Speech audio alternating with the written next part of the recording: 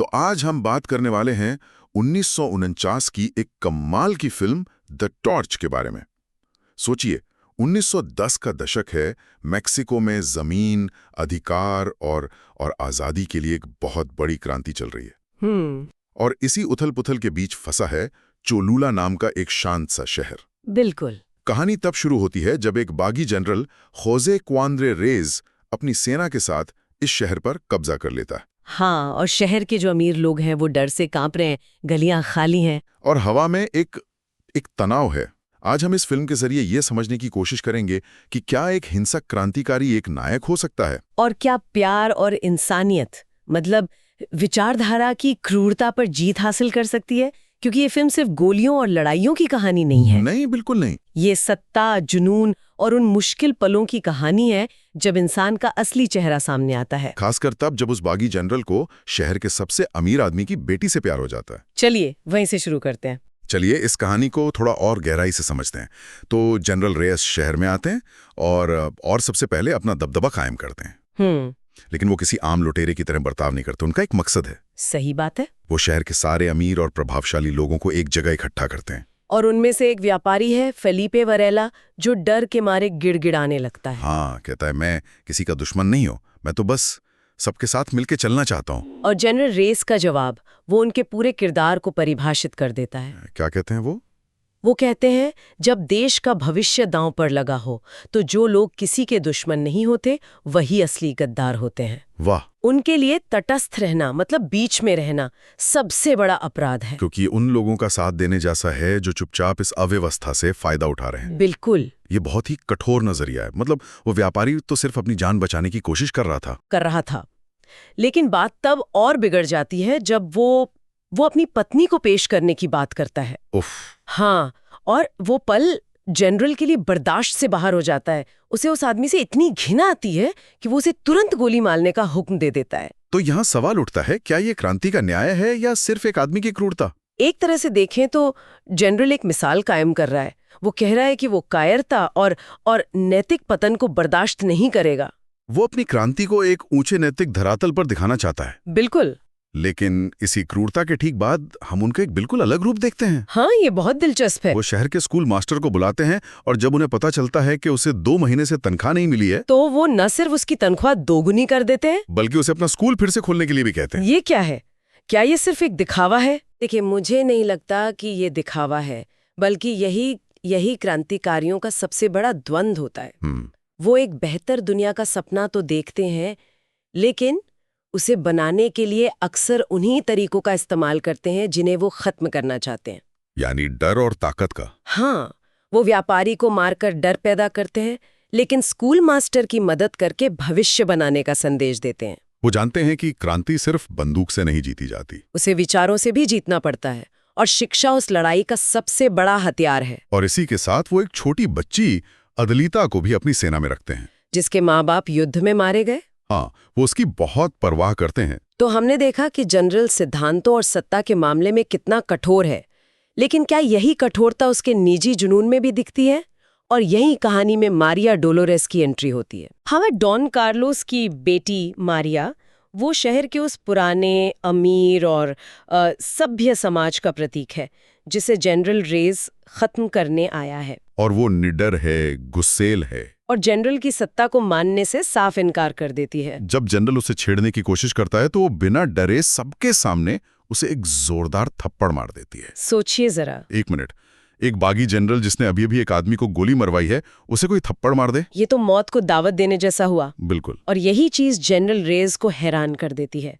उसके सिपाही बंदूकें तान लेते हैं, लेकिन वो उन्हें रोक देता है। क्यों? उसे मारिया के रूप में पहली बार कोई ऐसा मिला है जो उसकी ताकत से नहीं डरता। उसके लिए ये एक चुनौती है। अच्छा। वो अपने साथियों से कहता है, यही वो लड़की है जिससे मैं शादी करूंगा। तो उसके लिए मारिया कोई इंसान नहीं बल्कि एक और किला है जिसे वो जीतना चाहता है। एक तरह से हाँ, और उसे जीतने के लिए वो किसी भी हद तक जाता है। वो उसे तोहफे भेजता है, उसके घर के बाहर संगीत बजवाता है। लेकिन मारिया के लिए वो एक गुरिल्ला और डाकू से ज्यादा कुछ नहीं है। और ये नफरत तब और बढ़ जाती है जब जनरल एक बहुत ही क्रूर खेल खेलता है। आप उस मॉक एग्जीक्यूशन की बात कर रहे हैं? हाँ, गोली मारने का वो नाटक। वो मारिया के पिता डॉन कार्लोस को पकड़कर एक दीवार के सामने खड़ा कर देता है और अपने सैनिकों को गोली चलाने का आदेश देता है। पूरा परिवार दहशत में है। मारिया टूट जाती है और ठीक आखिरी पल में जनरल आकर सब कुछ रोक देता है और कहता है, ओह, एक गलतफहमी हो गई। ये तो मानसिक प्रताड़ना है। वो उसे तोड़ना चाहता है। वो उसे दिखाना चाहता है कि उसकी दुनिया कितनी कमजोर है। वो कह रहा है, जिस दौलत पर तुम्हें नाज है उसे मैं एक पल में छीन सकता हूँ। तुम्हारी सुरक्षा मेरी दया पर निर्भर करती है। हाँ, ये जुनून और नफरत का एक बहुत ही खतरनाक खेल है। लेकिन कहानी में एक किरदार है जो इन दोनों के बीच मतलब एक पुल बनाने की कोशिश करता है, फादर सिएला। हाँ, शहर के पादरी जो इत्तेफाक से जनरल के पुराने स्कूल के दोस्त भी हैं। वो कहानी की नैतिक आवाज हैं। वो समझते हैं कि जनरल सिर्फ एक डाकू नहीं है, उसके अंदर एक आदर्शवादी छुपा है और वो मारिया को भी सिर्फ एक अमीर जिद्दी लड़की के तौर पर नहीं देखते। वो दोनों में इंसानियत देखते हैं। बिल्कुल। और वो हमें जनरल का एक अलग पक्ष दिखाते हैं, एक बहुत ही दमदार सीन के जरिए। जब जनरल मारिया के घर में लगी एक पेंटिंग को देखता है। हाँ, और जिस तरह से ये सीन फिल्माया गया है वो भी कमाल का है। कैमरा पहले अंधेरे में पड़ी पेंटिंग पर फोकस करता है, जिसमें 3 राजा एक नवजात बच्चे के सामने घुटनों पर झुके हुए हैं, और जनरल उसे उठाकर रोशनी में रखने को कहता है। बाद में फादर सिएरा मारिया को उस पेंटिंग का मतलब समझाते हैं। वाह, तो ये पेंटिंग सिर्फ एक सजावट नहीं बल्कि है कि जनरल के लिए वो 3 राजा समाज के अमीर और शक्तिशाली वर्ग हैं और वो बच्चा आम गरीब जनता का प्रतीक है। सही। जनरल का सपना एक ऐसी दुनिया बनाना है जहां सत्ता, मासूमियत और कमजोरी के आगे झुके, न कि उसे कुचले। ये सीन जनरल के हिंसा को एक वैचारिक गहराई देता है। हाँ, कि वो सिर्फ लूटपाट नहीं कर रहा, वो एक नए समाज का सपना देख रहा है। लेकिन यहाँ एक बड़ा सवाल खड़ा होता है। जो आदमी इतनी ऊंची सोच रखता है वो कुछ ही देर बाद जब मारिया उसका अपमान करती है तो गुस्से में उस पर हाथ कैसे उठा सकता है? और यही इस किरदार की ट्रेजेडी है ना? वो जिन आदर्शों की बात कर रहा है वो अपने ही जुनून के आगे उन्हें भूल जाता है। बिल्कुल। वो अपने आदर्शों में तो महान है, लेकिन अपने व्यक्तिगत व्यवहार में उतना ही कमजोर। वो समानता की बात करता है, लेकिन मारिया को अपनी जागीर समझता है। हाँ, और ये दिखाता है कि विचारधारा को अपनाना आसान है, लेकिन उसे जीना बहुत मुश्किल। और यहीं से कहानी एक और बड़े मोड़ की तरफ बढ़ती है, जहाँ हालात इन सभी किरदारों को उनकी सीमाओं से परे धकेल देते हैं। शहर में एक भयानक महामारी फैल जाती है।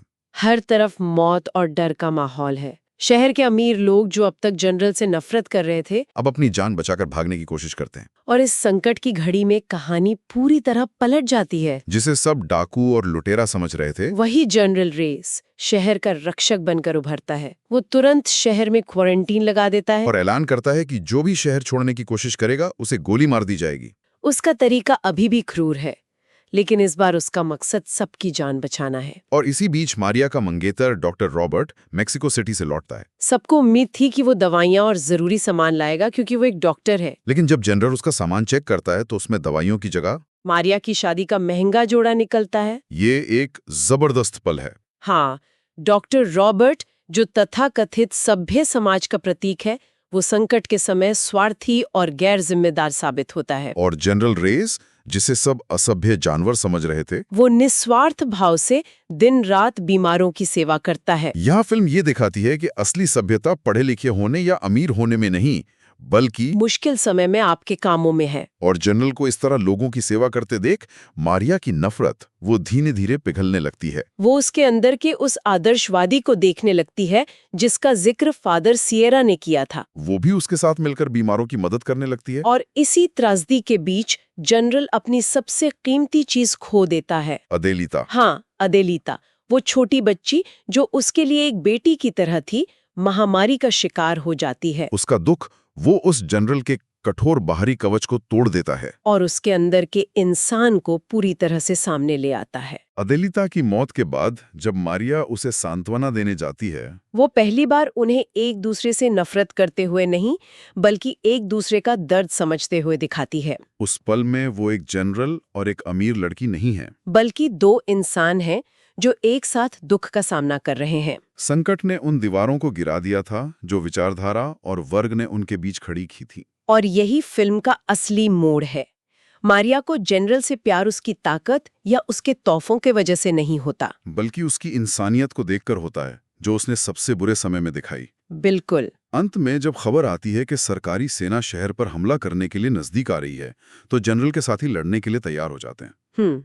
लेकिन जनरल रेयस एक हैरान करने वाला फैसला लेता है। वो लड़ने से मना कर देता है। हाँ, वो कहता है कि शहर पहले ही महामारी से बहुत कुछ झेल चुका है और एक और लड़ाई उसे पूरी तरह तबाह कर देगी। यहाँ उसका किरदार अपना सफर पूरा करता है।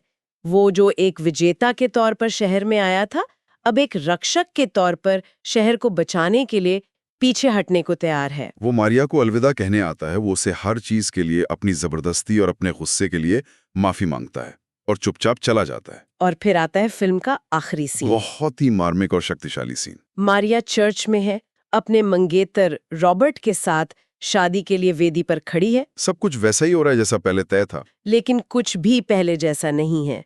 रॉबर्ट उसके चेहरे को देखता है और पूछता है, क्या तुम वाकई में शादी करना चाहती हो? क्योंकि मैं जानता हूं कि कोई और भी है जो तुमसे उतना ही प्यार करता है। और कैमरा मारिया के उलझे हुए चेहरे पर रुक जाता है। कहानी खत्म, कोई जवाब नहीं मिलता। क्योंकि जवाब देना जरूरी नहीं है।